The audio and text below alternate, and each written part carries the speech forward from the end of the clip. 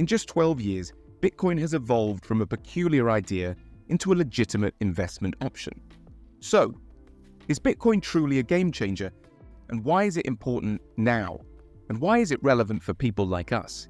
How can you and I take advantage of this massive opportunity? And is there a right way to invest in it? But first, we must ask ourselves, how does Bitcoin fit into the current framework of money as we know it? In this video, we will explore Bitcoin's much-discussed potential to disrupt finance and even challenge gold as the preferred investment. More importantly, we'll discover how we can benefit from it. Stay tuned until the end, where we will look at strategies that professional investors are already using to enhance returns with Bitcoin. But to effectively apply these strategies, we must first understand what Bitcoin really is, its origins, and its potential trajectory. To fully grasp Bitcoin's potential, we must start with the basics. What money really is. Consider the simplicity of bartering, trading chickens for shoes, for example. While early trade often relied on barter, complex trade routes and credit systems eventually emerged. The inefficiencies of bartering led to the need for a more efficient medium of exchange.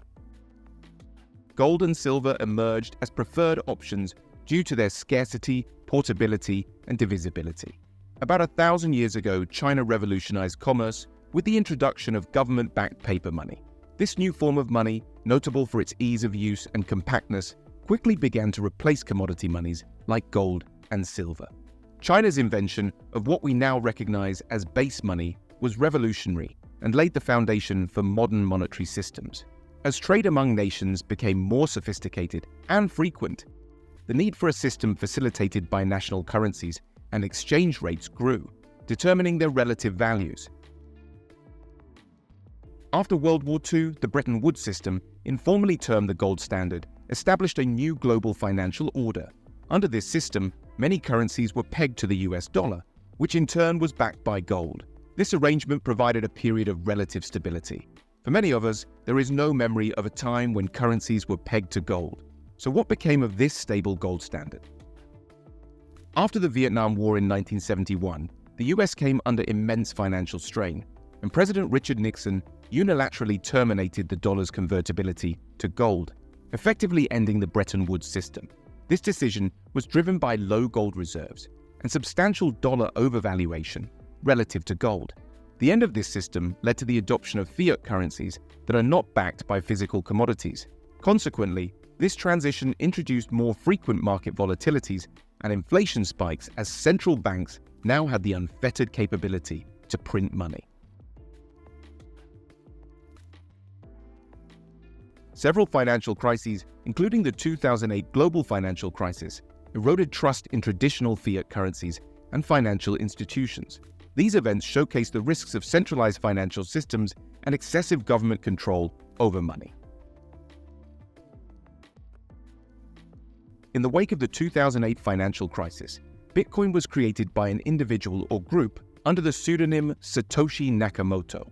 Bitcoin introduced a novel economic system that does not rely on central authorities. Its decentralized nature featured a fixed supply cap, ruling out the possibility of inflation typically associated with fiat currency expansion. Bitcoin's design had a key philosophical foundation. It was inspired by the ideas of self-sovereignty and distrust of centralized monetary systems. It provided a means to conduct transactions without the need for a central overseeing authority, appealing especially to those skeptical of government-controlled financial systems and the secrecy surrounding central banks. The world's first proper trustless system was born. Over the past decade, Bitcoin's rise from obscurity to a value exceeding $68,000 has sparked a reevaluation of the essence of money. Today's high inflation, exacerbated by the pandemic and governmental fiscal policies, has further fueled interest in Bitcoin and cryptocurrencies, attracting a wide-ranging audience. Nakamoto's invention challenges the established financial system, proposing a model based on cryptography rather than centralized control. Next, we'll examine Bitcoin's comparison to the gold standard and explore why some consider it a superior financial framework. A fundamental similarity between Bitcoin and gold is their scarcity. Just as there is only a limited amount of gold available on Earth, 250,000 tons to be precise, there will only ever be 21 million Bitcoins. This scarcity acts as a safeguard against inflation, aiming to preserve investment value over the long term. Said, moreover, both assets also share a degree of independence from the influence of governments and central banks, standing apart from the conventional financial system's reach. However, their paths diverge significantly when it comes to their application in the real world. Gold, as a tangible asset, doesn't fit seamlessly into the digital transactions of today's world. Imagine trying to use gold bars for everyday purchases. Bitcoin, conversely, thrives in the digital ecosystem, merging the reliability and lasting value of gold with the convenience and adaptability of online transactions. Gold, with its proven stability, might seem a safer bet against Bitcoin's notable price volatility. However, Bitcoin's decentralized nature offers compelling benefits. We believe there's room for both in the future of finance. While cash may still hold sway in our wallets, the financial world has largely moved online. Bank transfers, online shopping, and international payments are now predominantly digital, making money essentially a set of code instructions, directing banks to move assets from one account to another. So, if traditional currencies and Bitcoin both operate digitally, what sets Bitcoin apart? Imagine traditional currencies as vast, centralized fortresses, secure undoubtedly, but overseen from a singular command center. Each transaction must pass through these fortresses, which, in financial turmoil, could close their doors to you. Now, envision a world where your money isn't confined to a central vault. Instead, everyone has their own secure digital wallet, accessible from anywhere. Transactions occur within a decentralized marketplace, allowing direct interactions between individuals, eliminating the need for intermediaries. The internet has transformed the trade of goods and services into a global affair. Bitcoin is set to revolutionize how we pay for these, despite its lack of physical form, by embodying tangible value. In 2009, Bitcoin was virtually valueless. Fast forward to today, with over $1.3 trillion invested globally, it's clear the financial community is beginning to recognize its significant potential. Let's explore Bitcoin's value and investment potential through 4 critical perspectives: scarcity, volatility, regulations, and popularity. These elements are pivotal in assessing any asset's value and inform our investment decisions. Number 1. Scarcity, supply and demand. Bitcoin mining involves using powerful computers to compete and solve complex math problems. The winner verifies a block of transactions, adding it to the record book, and gets rewarded with new Bitcoins. These participants, acting like security guards who keep the system safe, compete to solve the problems first, and the winner gets rewarded. Bitcoin has a unique feature called halving, which cuts the reward for mining new Bitcoins in half roughly every 4 years. This, in turn, almost doubles the mining cost. This halving creates scarcity, similar to how there's a limited amount of gold. Because it's scarce, Bitcoin's value tends to go up over time. For example, the reward for mining a block of transactions went down from 25 Bitcoins to 12.5 in 2016, and then to 6.25 in 2020. The next halving is expected in April 2024. When this happens, the reward will drop to 3.125 Bitcoins. This might make it unprofitable for some miners to continue, which would further reduce the supply of new Bitcoins. Historically, Bitcoin's price has increased after these halving events. This suggests that scarcity plays a role in making Bitcoin more valuable. Number 2, volatility, hype. Despite its notorious price swings, Bitcoin is showing signs of maturing as an asset class. Analysts' observations of a 4-year cycle transitioning from bear to bull markets suggest potentially less volatile cycles, where each cycle's low exceeds the previous one's high. In simpler terms, Bitcoin's price appears to be trending upward in the long run. This pattern hints at the possibility of a more predictable growth trajectory for Bitcoin, suggesting a path towards becoming a more mature asset class. Number 3, government regulation. The recent SEC approval of new Bitcoin ETFs that directly track the price of Bitcoin marks a significant milestone. This makes Bitcoin as easy to trade as traditional stocks, and it seems to be changing how investors view Bitcoin. Following the approval, a whopping $7.7 billion has flowed into these ETFs in just 1 month, showcasing strong interest from a broader range of investors, including those who may not have been familiar with Bitcoin before. This approval represents a major step forward in merging traditional investments with the world of cryptocurrency. Number 4. Popularity, investor sentiment. More people are holding Bitcoin for the long term, as shown by the rise in long-term holders and active wallets, data from Chainalysis. This suggests growing confidence in Bitcoin as an investment. Nearly 70% of holders are long-term, and the increase in active wallets alongside rising prices points to Bitcoin's growing popularity. While some holders may sell occasionally, the overall trend is towards holding, reflected in the increasing number of wallets and investments. How does Bitcoin compare to traditional investments like stocks and gold today? You might be surprised, from 2013 to 2024, Bitcoin has outperformed both, making it the best performing asset of the decade. This success has helped Bitcoin gain popularity amongst investors. But does this mean that established fund managers are viewing Bitcoin as a possible candidate for client portfolios?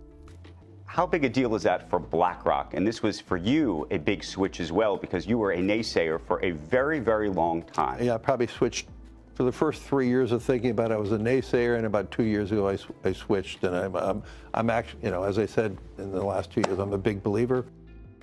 Even anti-Bitcoiners are joining in. Jamie Dimon, the head of the largest bank in the world, JP Morgan, is a well-known Bitcoin critic. Yet JP Morgan is investing in Bitcoin ETFs and buying Bitcoin for its clients. Recently, they publicly announced that their investors are putting way more Bitcoin into their portfolios compared to gold, by a factor of almost 4. Let's have a look at this diagram comparing the performance of the top 500 companies on the US stock market to that of Bitcoin. Suppose 5 years ago you had invested $1,000 in the S&P 500 and $1,000 in Bitcoin. Over this period, the S&P 500 yielded an 80% return and a 12.5% compound annual growth rate, turning your initial $1,000 into $1,802. Now wait for this, Bitcoin, with a staggering 1,328% increase and a 70.2% CAGR, transformed the same investment into $14,282, an almost 8-fold difference. We don't want to be reckless and put all our money into Bitcoin, but what about a small amount? Research from financial firms such as the well-respected K33 suggests that even a minimal allocation to Bitcoin can significantly enhance returns. Step 1. Reduce the allocation of equities and bonds in your portfolio by just a small amount. Even just a 0.5% reduction can give you a large bump in your annual performance. We will get into the numbers in just a minute. Step 2. Replace this with a tiny bit of Bitcoin now. Even 1% will do the trick. This holds true even if the market takes a downturn like the recent crypto bear market. Now, let's look at the recipe of the actual numbers. We take a traditional 60-40 portfolio, that is 60% equities and 40% bonds. Adding 1% Bitcoin to the mix gives us a boost in portfolio returns of over 3%.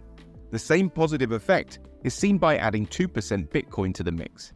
Adding 2% Bitcoin to the mix gives us a growth boost of over 6.13%. Here's where our returns are blown out of the water.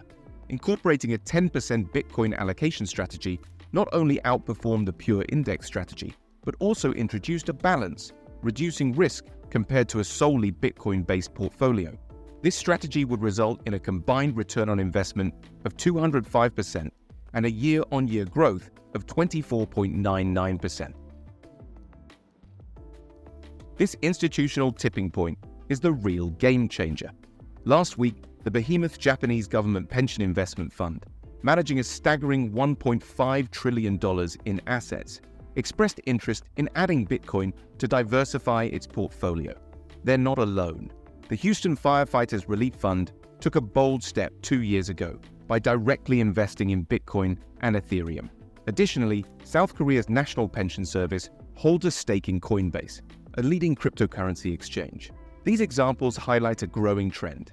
Financial powerhouses like pension funds, mutual funds, and insurance companies are starting to see the potential of Bitcoin. Collectively, these institutions manage a mind-boggling $140 trillion in assets. Their potential entry into the Bitcoin market is considered the key to unlocking Bitcoin's true potential. Why institutional investment matters. Experts believe that even a modest 5% allocation of their assets to Bitcoin by these giants could translate to a staggering $7 trillion flowing into the cryptocurrency. This influx of capital could trigger widespread adoption within the next decade. Bitcoin is already bigger than you think. Bitcoin is the 5th largest base money now.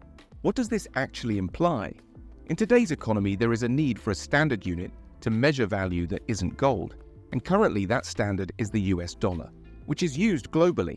As of now, until Bitcoin's market cap exceeds the total value of all US dollars in circulation, the US dollar will continue to be this standard, not Bitcoin. The financial landscape is undergoing a massive transformation, with Bitcoin leading the charge. It presents a unique dual promise, a safeguard against the volatility of traditional assets and the possibility of remarkable growth. Either way, Bitcoin's future is bright as it continues to redefine our concept of value. What do you think? This is Prime Think.